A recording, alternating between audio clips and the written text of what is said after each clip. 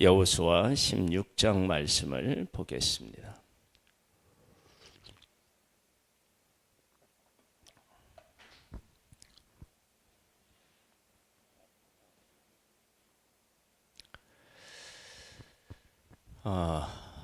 요셉의 두 아들 므낫세와 에브라임 자손이 받은 기업입니다.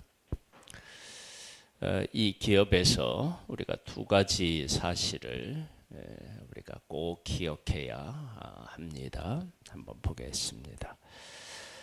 요셉 자손이 제비 뽑은 것은 여리고 샘 동쪽군 여리고 곁 요단으로부터 광야에 들어가 여리고로부터 베델 산지로 올라가고 베델에서부터 루스로 나아가 아렉 족속의 경계를 지나 아다롯에 이르고 서쪽으로 내려가서 야블렛 족속의 경계와 아래 벳호론과 겟셀까지 이르고 그 끝은 바다라. 요셉의 자손 므낫세와 에브라임이 그들의 기업을 받았더라. 이것은 하나님께서 약속하신 그 기업을 그 지파별로 다 차지해서 가족별로 다 차지해서 갖게 하셨다. 즉 하나님은 신실하게 그 약속하신 것을 지키셨다. 그리고 하나님께서 요셉에게 두목을 주시겠다고 하셨는데 그것도 지키셨다라고 하는 사실을 우리는 알 수 있습니다. 에브라임 자손의 그들의 가족대로 받은 지역은 이러하니라.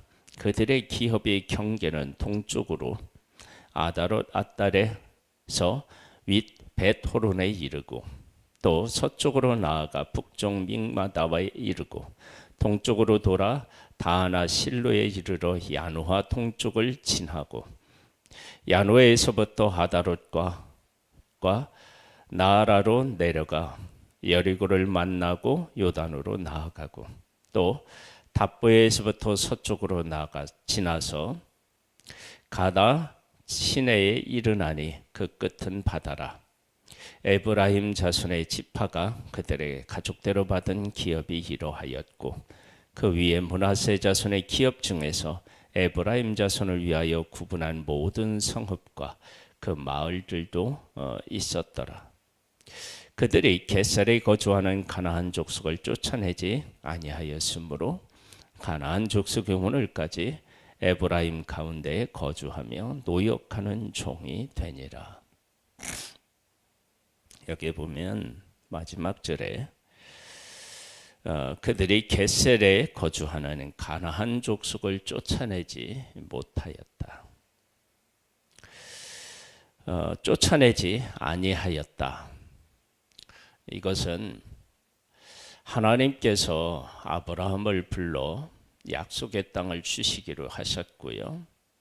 지금 그 약속을 신실하게 지키셨습니다. 지키실 때 애굽에서 종살이하는 그들을 하나님께서 10가지 재앙으로 치시고 그들을 구원하시고 홍해를 건너게 하시고 광야를 통과하게 하시는데 그들이 하나님 앞에 끊임없이 원망해서 20세 이상으로 계수된 자는 다 죽습니다. 그리고 요단 동쪽을 점령해서 두 지파 반이 분배를 받고 요단을 건너서 여리고성을 치고 아이성을 치고 그리고 나서 기브온과 하친을 맺고 기브온 때문에 연합한 사람들과 전쟁을 하고 그런 과정을 거쳐서 하나님께서 이 땅을 그들에게 주셨습니다. 하나님은 이들을 남겨놓으셨는데 여기 보면 이렇게 나와 있습니다. 가나안 족속을 쫓아내지 아니하였으므로 이 이야기는 쫓아낼 수 있는 기회도 있었고 쫓아낼 수 있는 능력도 있었던 거예요. 그런데 쫓아내지 않았어요. 그리고 그들은 어떻게 되었느냐? 가나안 족속 오늘까지 에브라임 가운데 거주하며 그러니까 하나님의 백성과 함께 살았다라고 하는 거예요. 이들이 비록 노역을 했다, 종이 되어서 이스라엘을 섬겼다라고 얘기하지만 하나님께서는 하나님의 백성들을 이 땅으로 보내실 때 일곱 족속들을 다 멸하라고 하셨어요. 그리고 이들을 물리칠 수 있는 능력을 주셨는데 우리가 그 앞부분에 보면 누구에 대한 얘기가 나오느냐 그러면 갈렙에 대한 이야기가 나옵니다. 그 갈렙이 헤브론을 강한 족속에 살고 있는 헤브론 지역을 하나님의 약속을 따라서 전쟁을 하고 이겨서 그 땅을 차지했습니다. 이것은 비단 갈렙만 약속을 받은 것이 아니라 하나님의 백성 모두는 이 약속의 땅을 하나님께서 약속하신 그런 땅입니다. 그러니까 갈렙과 똑같이 하나님이 이 땅을 우리에게 주시기로 하셨다라고 믿고 그들과 싸우면 그들을 이길 수 있습니다. 그리고 그 땅을 차지할 수 있습니다. 자, 문제는 뭐 어디에 있느냐 그러면 그들을 그 노역을 하는 종으로 부렸다 그러는 것은 그들이 그 사는 지역을 하나님의 백성이 실질적으로 어떻게 됐느냐면 점령한 겁니다. 그런데 성경은 그걸 어떻게 얘기하느냐면 쫓아내지 아니했다라고 얘기해요. 그러니까 점령하고 함께 살아가는 것은 하나님이 그 땅을 주실 때 그들에게 원했던 건 아니었다. 그러니까 하나님의 백성이 힘이 있어서 노역을 시켰다 그러면 이것이 이제 그렇게 되면 다 끝났다라고 할 수 있는데 성경에서는 그들을 쫓아내지 아니하였으므로 그렇게 나와요. 그러니까 쫓아내는 것이 정답이었는데 그 정답을 따라 살아가지 않았다라고 하는 것을 우리에게 보여주는 거예요. 그러니까 싸워서 이겼다, 또 그들을 종으로 부렸다, 이렇게 하면 그들이 완전히 승리를 얻은 것 같지만 그러나 사사기에 가보면 이 가나안 사람들 때문에 하나님의 백성이 어떻게 해요? 곤욕을 치루어요. 고통을 겪게 돼요. 그러니까 쫓아냈으면 전쟁에서 이겨서 쫓아냈으면 그러면 하나님의 백성들이 이들과 함께 살 일이 없었고 이들과 함께 살지 않았으면 그 고통을 겪지 않아도 될 텐데 이기고 정복하고 했다 할지라도 쫓아내지 않고 그들과 함께 거주하며 살아가는 것은 이것은 하나님이 약속하신 약속을 온전히 지켜서 행하지 않았다라고 하는 것입니다. 그러니까 우리들이 하나님 앞에서 어떤 약속을 하고 약속을 지키는 일에 있어서 부분적인 그 순종이 온전한 순종인 것처럼 착각하면 안 됩니다. 그래서 약속의 땅에 가서 싸우라 그래서 싸웠어. 그리고 하나님이 함께 하셔서 이겼어요. 그 이겼으면 쫓아내야 되잖아요. 근데 쫓아내지 않고 노역을 시켰다. 그러면 이것은 순종이 아니고 불순종이 되는 거예요. 마치 사울에게 하나님이 아말렉 사람을 어떻게 하라고요? 진멸하라고 했어요. 그런데 좋은 것들을 남겨두지요. 그것을 하나님은 뭐라고 얘기하냐면 불순종이라고 이야기합니다. 그러면서 하나님께서 사무엘 통해서 사울에게 뭐라고 말씀하시죠? 순종이 제사보다 낫고 그 다음에요?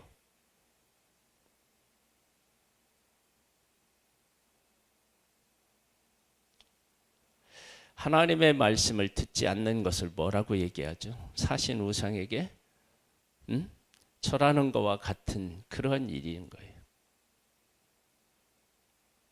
그러니까 우리들이 하나님 앞에서 그 말씀에 순종할 때 전적으로 순종하는지 아니면 그 순종 속에 내 생각이 들어가서 판단하고 순종하고 있는지를 잘 생각해야 돼요. 즉 뭐냐면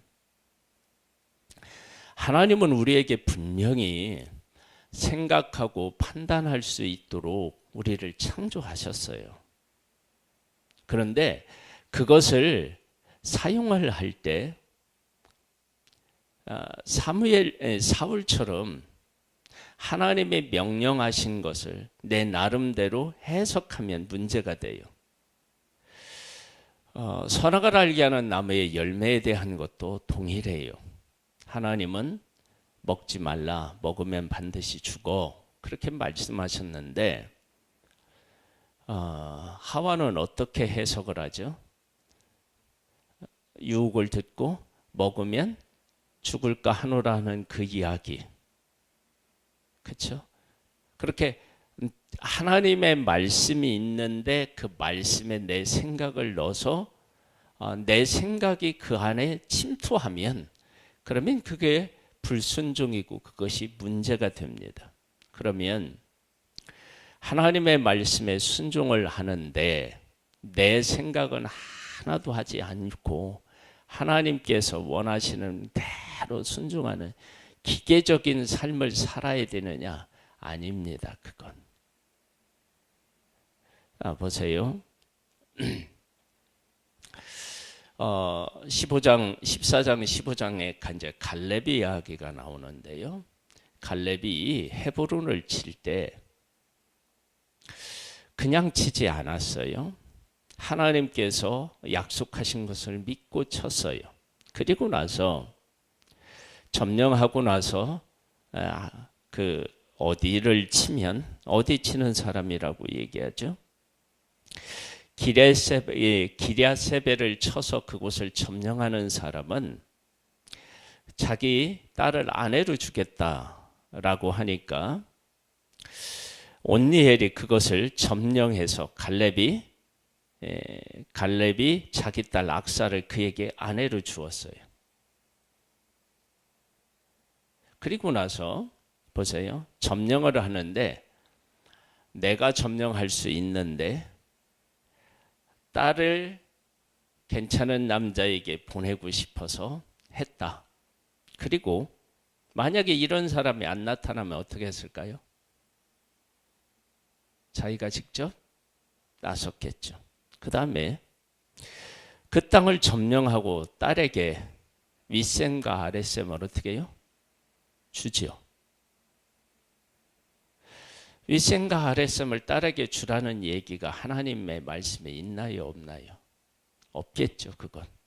근데 그걸 주는 거예요. 그러니까 하나님의 말씀대로 우리가 순종을 하는데 내 뜻이 들어가면 안 되는 것이 있고 하나님은 내가 그것을 행할 때 내 뜻이 들어가도 되는 게 있는 거예요. 그런데 이 구분을 우리가 잘 하지 못하면 하나님의 백성의 초대왕 사울처럼 완전히 불순종하는 것이 되고요. 하나님의 말씀에 순종했을 때 하나님께서 우리에게 마음대로 할 수 있는 것들을 누릴 수 있는 순종이 있는 거예요.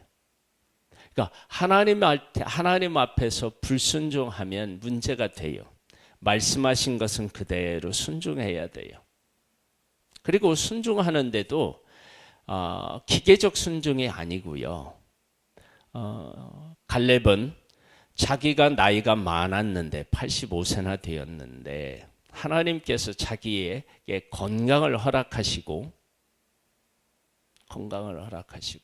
그리고 아직도 하나님의 백성 전체가 싸워서 이긴 사람들이 있고 쫓아낸 사람들이 있고 아직 쫓아내지 못한 사람이 있어요. 그게 헤브론이었어요. 저 헤브론은 하나님이 나에게 약속하신 그 약속을 위해서 남겨놓으셨구나 라고 하는, 하나님께서 약속하신 것을 현재 상황에 대해서 해석하고, 그리고 하나님께서 싸우면 이기게 하시겠다, 그 땅을 주시겠다고 약속하셨으니까 싸우는 거예요.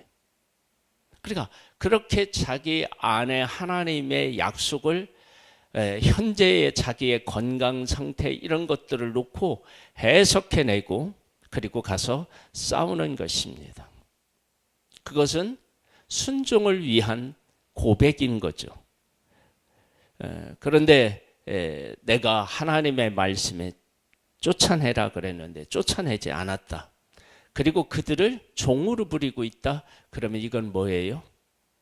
불순종이죠. 그래서 이 불순종은 반드시 나중에 뭐가 돼요? 문제가 돼요. 이스라엘 백성의 가시가 돼서 그들이 막 옆구리를 찌른다고 그러는데요. 그런 일들이 생기게 됩니다. 그래서 우리가 하나님 앞에서 하나님의 일을 할 때 하나님이 무엇을 말씀하셨는지를 정확하게 기억하고 온전한 순종을 해야 돼요. 그리고 그 순종은 맹목적인 순종이 아니라 그 가운데서 우리가 얼마든지 결정을 내리고 할 수 있는 일이 있어요. 우리가 얘기했듯이 갈렙은 하나님이 약속하셨다, 자기를 건강하게 하셨다, 이런 것들을 두루 생각해보고 나에게 저 땅을 점령하라고 하나님이 하셨지, 그리고 전쟁하는 거예요. 그리고 나서 그 땅을 하는데 기랴세벨과 싸워서 이기는 사람은 내 딸을 아내로 주겠다, 그렇게 이야기했는데 그 이야기는 하나님이 하시지 않았을 거예요.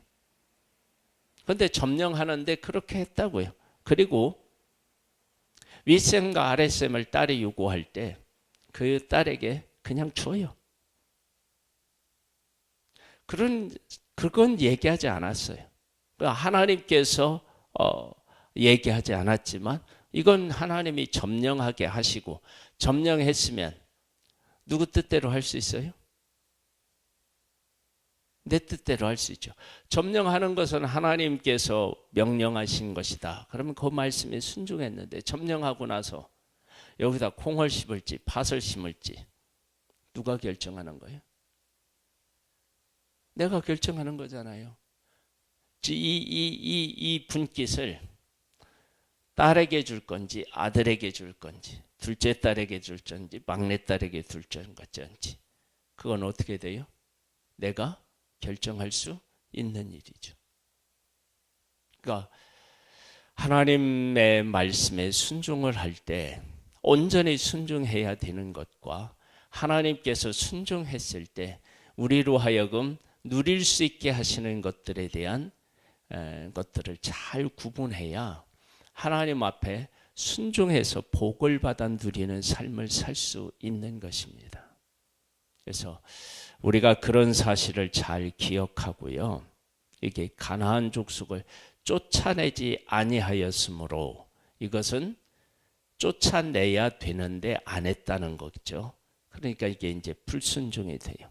그들을 종으로 부렸어도 이것은 싸워서 이겼어도 이것은 뭐예요? 불순종이에요. 사울도 싸워서 이겼죠. 그런데 불순종했습니다. 그래서 우리가 그런 사실들을 잘 기억하고 함께 거하면 안 되는 사람들, 쫓아냈어야 할 사람들이 함께 거하는 것은 그건 문제가 된다. 그러니까 우리가 하나님 앞에 순종하는데 온전히 순종하고 하나님이 우리에게 주시는 것 복을 마음껏 자유롭게 누릴 수 있는 우리가 되기를 주님의 이름으로 축복합니다.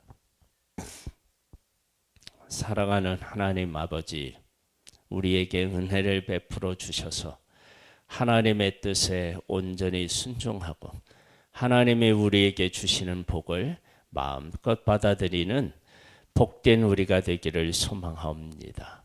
우리에게 은총과 은혜를 더하여 주옵소서. 예수님의 이름으로 기도드립니다. 아멘. 하늘에 계신 우리 아버지여, 이름이 거룩히 여김을 받으시오며 나라에 임하옵시며 뜻이 하늘에서 이룬 것 같이 땅에서도 이루어지리이다. 오늘날 우리에게 일용할 양식을 주옵시고 우리가 우리에게 죄 지은 자를 사하여 준 것 같이 우리 죄를 사하여 주옵시고 우리를 시험에 들게 하지 마옵시고 다만 악에서 구하옵소서. 대개 나라와 권세와 영광이 아버지께 영원히 있사옵나이다. 아멘.